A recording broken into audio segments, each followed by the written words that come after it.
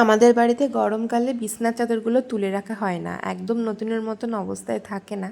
3টে বিছনার চাদর আমাদের, একটা দেখো পাতা হয়েছে আর দুটো ওই যে ভাঁজ করে রাখলাম। আর এমনিতেও আমার মা বালিশে না ঘুমাতে পারে না, আর একটু উঁচু হতে হয়, সেই জন্য চাদর দিয়ে উঁচু করে দেয়। আর তার উপরে ফুল স্পিডে ফ্যান চলে, গরমকালে হালকা যদি ঠান্ডা লাগে সেই জন্য গায়ে দেওয়ার জন্য রাখি চাদর। আর তাছাড়া মশারির ওপার থেকে না মশা কামড়ায়, সেই জন্য মশারির চারিপাশেও দিতে লাগে। তবে শীতকালে এমনটা হয় না, ব্ল্যাঙ্কেট গায়ে দিত, তাই শীতকালে না চাদরগুলো তুলে রাখা সম্ভব হয়, কিন্তু সেটা গরমকালে সম্ভব হয় না। তো হ্যালো বন্ধুরা, good morning and welcome back to my channel. আশা করি তোমরা সবাই খুব ভালো আছো, আমিও ভালোই আছি। তো চলো তোমাদের সবাইকে সাথে নিয়ে আবারও একটি নতুন ভিডিও শুরু করা যাক। তিনুকে আর ওই ছোট্ট পাখিটাকে একটা খাঁচাতেই রাখা হয়েছে, বড় খাঁচা নেওয়া হয়েছে এভাবে রাখবো বলে, জানি না দুজনে একসাথে থাকবে কি না। তো তারপরে বিছানা গুছিয়ে চলে এসেছি, এখন এই যে দুধটাকে ছানা কাটালাম।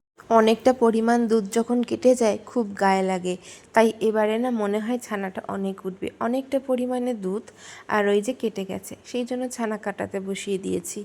একটাই আলু এখন কেটে নিচ্ছি, কারণ এখন বানাবো একটু জলখাবার। অনেক দিন ধরে একটুখানি চিড়ে একটা টিফিন বক্স বন্দি হয়ে পড়ে আছে, তো সেটাকে অনেক দিন ধরে ভাবছি কিছু একটা করব করব করে করা হয় না। তো ওইদিকে দেখলে ছানাটা ফুটে গেছে, তো এবারে জলখাবারটা বসিয়ে দিলাম, মানেই বানাবো কিছুই না, একটু পেঁয়াজ কাঁচা লঙ্কা আলুটা একটু হালকা ভেজে নেবো একসাথে নুন হলুদ দিয়ে। আর জানি না কেন ননস্টিকে রান্না করলে টেস্টটা না একটু অন্যরকম হয়। তো ভাজতে দিয়ে চলে এসেছি এই মায়ের কাছে চিড়েগুলোকে নিয়ে। এইটুকু চিড়ে প্রায় 1 মাস ধরে রয়েছে আমাদের বাড়িতে, এটার খাওয়া হয়ে ওঠে না। আমি চিড়ে ধুতে পারি না ঠিক করে, খুব বেশি নরম হয়ে যায় চিড়ের পোলাও, আগেরবার করেছিলাম একবার। তো মা বললো হালকা করে জল ছিটিয়ে এইভাবে আর কি দিতে, তো ওটা মাই করে দিয়েছে, আমি শুধু চিড়েটা একটু বেঁচে খুঁটে দিয়েছিলাম। এই যে আলুটা ভাজা হয়ে গেছে বলে একটা ডিম ফাটিয়ে দিয়ে দিয়েছি। দুটো ডিম দিলে আবার একটু বেশি হয়ে যাবে পরিমাণটা, তাই পরিমাণ মতন অল্প একটু চিড়ে ছিল, ব্যাস একটুখানি ডিম লাগবে একটা মতন, সেই জন্য দিয়েছি, হালকা পরিমাণে চিনি দিয়েছি। আর কি সুন্দর দেখো ঝুরু ঝুরু হয়ে গেছে। আর আজকের ওয়েদারটা যেমন গরম রোদ, সঙ্গে কিন্তু ভালো হাওয়া দিচ্ছে। এবারে চিড়ের পোলাওটা এতটাই ঝুরঝুরে হয়েছে, মুখে দেওয়ার সাথে সাথে দেখছি খুব সুন্দর খাওয়া যাচ্ছে। আগে একবার যখন বানিয়েছিলাম এতটাই মুখে লেগে লেগে যাচ্ছিল যে আর ভেবেছিলাম কোনো দিন চিড়ের পোলাও বানাবোই না, কিন্তু মা যে প্রসেসটা শেখালো এই প্রসেসে বানালে বেশ ভালো লাগবে খেতে। আর সকালে চিড়ের পোলাওটা বেশ হেলদি জলখাবার বলা যায়, সবজি থাকলে সবজিও অ্যাড করা যায়, কিন্তু সবজি খুব একটা নেই বলেই ডিম আলু দিয়ে করেছি আজকে। আগের দিনের অনেক তরকারি বেঁচেছিল, আমডাল ছিল পুঁটি মাছ দিয়ে, মানে মোরলা মাছ দিয়ে, কাঁচা টমেটো ছিল, আবার রুই মাছের তরকারি হয়েছিল আলু পটল দিয়ে, সেটাও ছিল। আগের দিনের বাসি তরকারি যেহেতু খেতে নেই, আমরাও গরম করে খাই না, তাই আমাদের যে তরকারি হয় পরের দিন সেই তরকারির সাথেই সেটাকে অ্যাড করে রান্না করে নেওয়া হয়। তাতে করে কিন্তু কোনো দোষ থাকে না, ওই তরকারি খেলে কোনো প্রবলেমও হয় না, আর গ্যাসের সমস্যাও কিন্তু হয় না, তাই ওইভাবেই তরকারিগুলো খাই, তবু ফেলে দিই না। এখন এই শাকগুলো ধুতে এসেছি, অনেকগুলো শাক একসাথে রয়েছে, একটুখানি ওই সাঞ্চে শাক আর হয়েছে এটা কি বেশ খোলাকুচি শাক বলে, দুটো একসাথে রয়েছে। যখন আমি শাক ধুই বাইরে এসে ধুই, ভালো করে বেছে খুঁটে ধোয়া যায়, আর জলটাও অনেকটা পড়ে। আর এখানে আর একটা কি হিঞ্চে শাক না কি বলে ওই শাক রয়েছে, যেটা খেতে তিতো হয়। মা অনেকটা পরিমাণ কেটেছে, জানো আজকে কি করবে এটা মা, এটা মা বললো আজকে ঝোলে দেবে, মাছের ঝোলে। আচ্ছা এতটা পরিমাণে হিঞ্চের শাক দিলে তেতো হবে না? জানি না, অনেকটা পরিমাণ, তবে মাছের ঝোলে দিলে একটু অল্প পরিমাণ দিলে আর কি ভালো লাগে। আর এই যে এখন রান্না করা হবে টক ডালের সাথে একটা মুড়ো ঘন্ট। আগের দিনের ডালটা তো আর খাওয়া যাবে না, কোনো তরকারি তো সেরকম হচ্ছে না যে ডাল মেশানো যাবে, সেই জন্য এটা করা হচ্ছে। আজকের ওই ডালটা দিয়ে মা মুড়ো ঘন্ট করবে। একটা মাছের মাথা নিয়ে নিয়েছে আর ওই আলুর সাথে সুন্দর করে ভেজে এখন কষাচ্ছে। এদিকে এসে আমি ভালো করে এখন এই শোকেসের ওপরটা নিচটা একটু মুছে নেব, ভীষণ পরিমাণে ধুলো পড়ে, আর একদম আমার পরিষ্কার করার সময় হয় না। ল্যাপটপটা ওপরে রাখি, আমার ল্যাপটপ রাখার তো জায়গা নেই সেভাবে, তাই আমি যে বক্সে কিনেছিলাম সেই বক্স থেকে জাস্ট বার করা থাকে, আর তারপরে বক্সের উপরেই আমি ওইভাবে একটা ব্যাগে ঢুকিয়ে রাখি, তো ওরকম অবস্থায় থাকে, খুব একটা বের করা হয় হয় না খুব দরকার ছাড়া। আর আমার বাড়িতে তো ওয়াইফাই নেই, সে কারণে আমি না ল্যাপটপে কোনো সেভাবে কাজও করতে পারি না। তাছাড়া আমি ল্যাপটপে অনেক কাজ করতে পারতাম, এডিটিংয়ের কাজ বলো বা আরও অনেক কিছু, সেটা আর হয়ে ওঠে না আমার। তো কলেজের প্রেজেন্টেশন যা করা যেটুকু করতাম তখন আমার অনেক কাজে লেগেছিলো ডিএলএডের সময়। তো এখন না সেটার কাজে লাগে না খুব একটা, তবে মাঝে মাঝে সেটাকে আমি পেরে টুকটাক কাজ করি। একেবারে তো সেটাকে না ব্যবহার করলে তো অসুবিধা, সেটা দোকান থেকে বলেই দিয়েছে। আর আমার কিবোর্ড মাউস সব আলাদা করে কেনা রয়েছে যাতে করে ল্যাপটপে কোনো রকম প্রবলেম না হয়, সেই জন্য ল্যাপটপ কিন্তু কম খারাপ হয় যদি কিবোর্ড মাউস আলাদা করে কেনা হয়। আমি সেরকমটাই কিনেছিলাম আমার লেনোভোর ল্যাপটপ। ওইদিকে সব গোছাতে গোছাতে এদিকে এসে দেখছি রান্নাঘরে মায়ের ডালটাও হয়ে গেছে, দারুণ সুন্দর গন্ধ বেরোচ্ছে। তারপরে এসে দেখি মা গরম মশলা দিচ্ছে। এটা হচ্ছে টক ডাল দিয়ে মুড়ো ঘন্ট, টেস্টটা মনে হয় অনেক সুন্দর হবে, তো খাওয়ার সময় তোমাদেরকে জানাবো।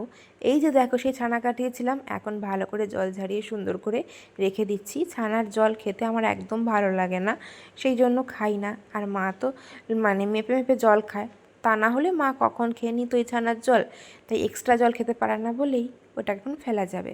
আমি বোন কেউই খাই না ঘরে ওই ছানার জল।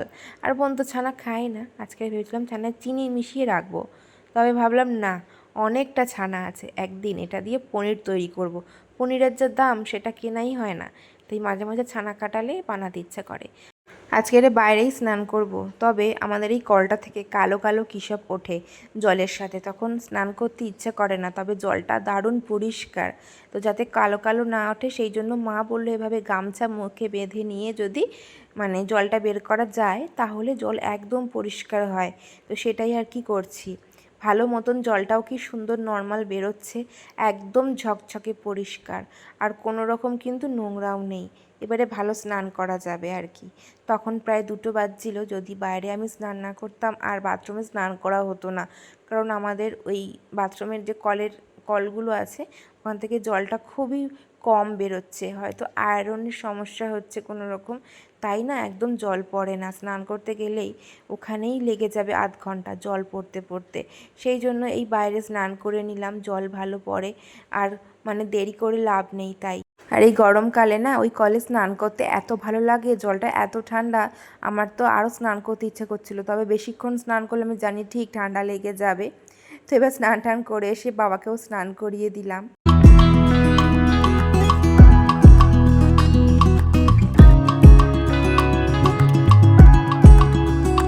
সব সবজির সাথে ওই কী বলে হিঞ্চে শাক দিয়ে মাছের ঝোল করা হয়েছে।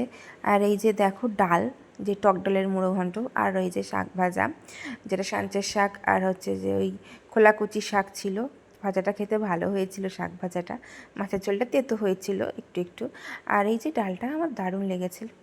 আমাদের মতো মধ্যবিত্ত ফ্যামিলির মানুষজনরা কিন্তু কম দামি বেশি দামি মিলিয়ে মিশিয়ে শাড়ি টাড়ি কেনে, মানে হচ্ছে খুব একটা বেশি দামের তো শাড়ি কিনেই না, তবে অল্প দামে ভালো শাড়ি পাওয়া গেলে সেটা কিন্তু আমরা নিয়েই থাকি। তো দেখো প্রথমে শাড়িটা এই যে নীলের মধ্যে বুটিক বুটিক কাজ রয়েছে গোল্ডেন সুতো দিয়ে, আঁচলটা রয়েছিল লাল। আর কি দেখাবো, পুরো খোলার কিছু নেই, ওরকমই দেখতে শাড়িটা।